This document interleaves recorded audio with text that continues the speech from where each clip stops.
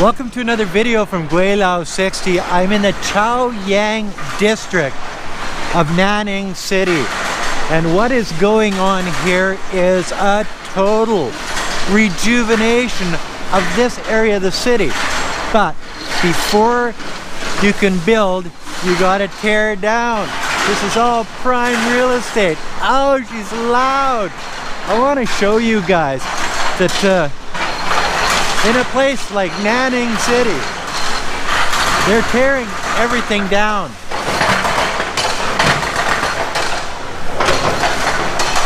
It's crazy, I know. Anybody that knows this area of Nanning City, this is sort of an iconic area. It's been around forever. But as you can see, all of the buildings are emptied out, and half of them are torn down. And the rest of them will be torn down really, really quickly. Like even on this side here of the street, you can see they're just ripping a whole area of the city out. I'm gonna go over to the other side of the street, on the other side of this area they're tearing down, and I'll show you that it's not just in this little area. It goes for literally a mile. One of the things I've come to understand in China is when they decide to build something, they do it in a big way. When they rejuvenate their downtown, it's not like they rejuvenate it in the West. They don't build one building. They don't build one block. They actually rebuild a section of the city. The Chaoyang District of Nanning is the older area, the old downtown area. And if you notice, in most Western cities, the old downtown area basically turn into slums. Yeah, slums. That's where the low-income people end up living. The older properties, the older places. And, you know, it becomes a place where you've got drug problems, where you've got higher crime rates, where you've got solicitation, where you've got all of these things that are not really good for society. So when a place like China looks at their downtown area and says, well, we're not going to let that happen. What we're going to do is we're going to rejuvenate it. We're going to tear it down and build everything up brand spanking new.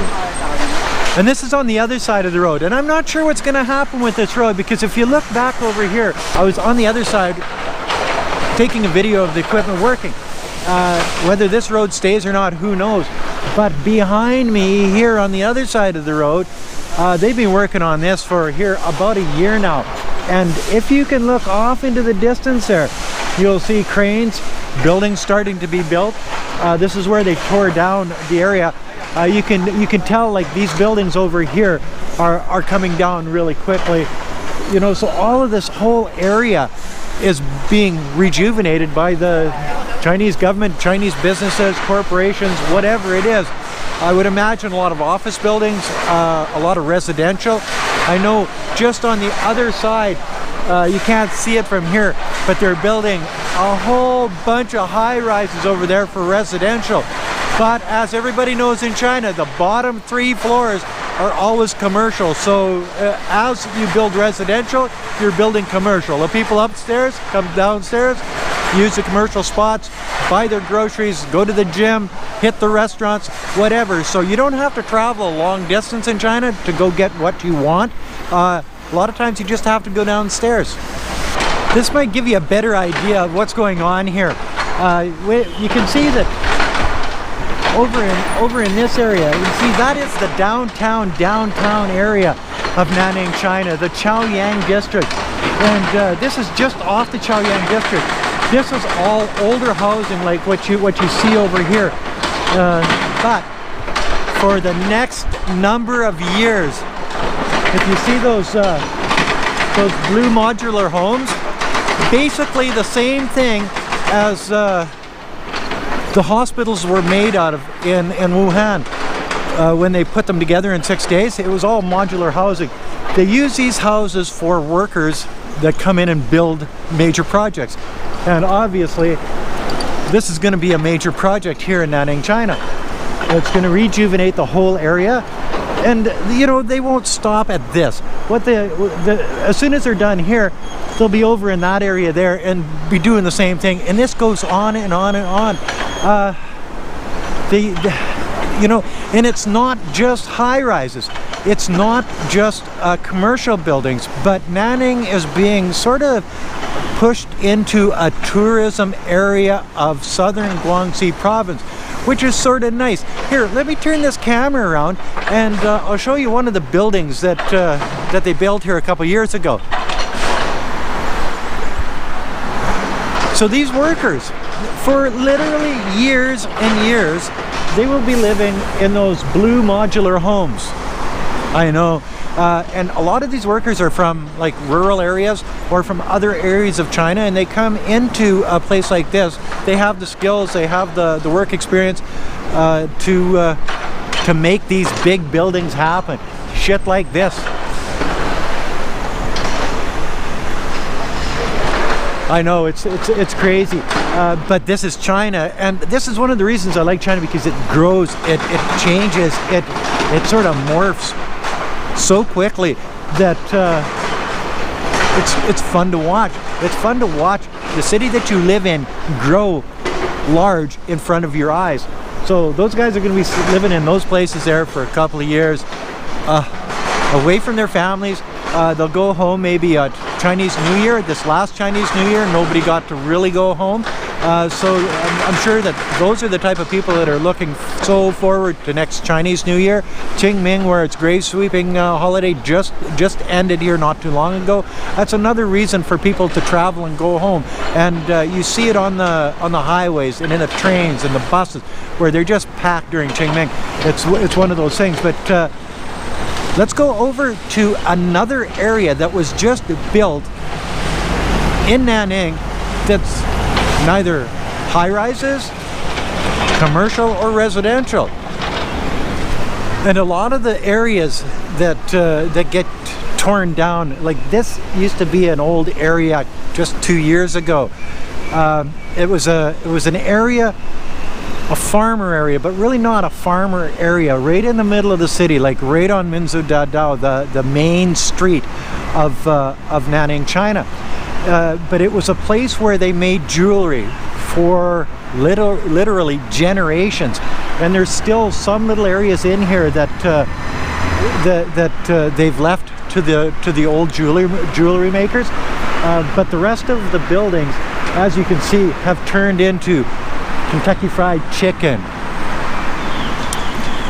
Starbucks, but done in the old style, the old dark black brick or gray brick. Some of the older buildings have been saved back in the back type thing, but basically they tore down the whole area. They built it back up to look like old buildings, new buildings that look like old buildings, done in the Chinese style, of course. And it's basically to draw tourism into Nanning, China. So they're not just building the high-rises, they're not just building the commercial office buildings, but they're sort of expanding into tourism also. It's not like they don't put all of their eggs in one basket, and that's what makes China so unique. Like when a city like, say, Saskatoon, well, the university city, they basically put all of their eggs into the university area, and that draws a lot of money into the city. And so in China, they go look at this one, Chinese sauerkraut fish. You see, that just doesn't seem right to me, but it is beautiful. Like it's a really nice setup that they got here, but the idea that they've turned it into a tourist trap with Kentucky Fried Chicken and McDonald's and Starbucks and whatever. Oh, this is Baozi. Let's see, Baozi at breakfast are really good. You know, so the whole downtown area of Nanning is sort of morphing into something that it wasn't in the past. Most of the downtown area was like 5 stories high, people living upstairs, having shops downstairs on the main floor. And then it started to grow where the shops were on the second floor and the shops were on the third floor. Less people living in the downtown core and more businesses. So when they can tear down those 5-story buildings and build a 37 or 40-story building, or like this one over here at 100 stories, or maybe not 100, but a whack of stories, probably into the 60, 70 story thing, then they do that. Why? Because they can make more money. They can supply homes and offices and businesses to more people in the downtown core. Now Nanning has a number of downtown cores. They've got the Chaoyang District, they got the Nanhang District, and then they got the new 5 Elephant Park area over on the other side of the river. That we looked at some small apartments over there in a video, I don't know, a week or 2 ago now. But you can see that it is turning into basically a touristy area, and I guess that's progress. I thought I'd take you back to the area where they left some of the buildings. You can see how nice these buildings are. Hey, like look at how they're, the bricks are all nice, the windows are beautiful, and it's all brand new and fake. Like the fence on this side and the roofs over there, how beautiful it is. Oh my goodness gracious me. And then they did leave some of the buildings in this area because it's a history. It's a historic area. Like look at this building behind me here. Still in pretty good shape. Very, very old, as in Chinese standards. So some of the buildings they left just for the fact that there's historical value there. Cool, eh? But basically the bulk of this area is tourist attraction, yes, and new buildings. They only left a couple of the older buildings. The rest of them were in too much disrepair. Would have cost a lot, way more. It's neat how they make the old or the new look old. And that's another video from Gweilo 60. If you like this video, as always, like, comment, subscribe, push that share button, and thanks for watching. Don't forget to resubscribe. We all know about that. Hit the bell, make a comment. Good, bad, or indifferent. It builds the channel faster when you make a comment and subscribe. Oh, and whatever you do, don't forget to put a couple bucks on the children's Patreon account. It's for a good cause. It's for poor rural Chinese children. They just need a helping hand, guys. We can give them that helping hand. Help me, help them. Thanks for watching. Bye now.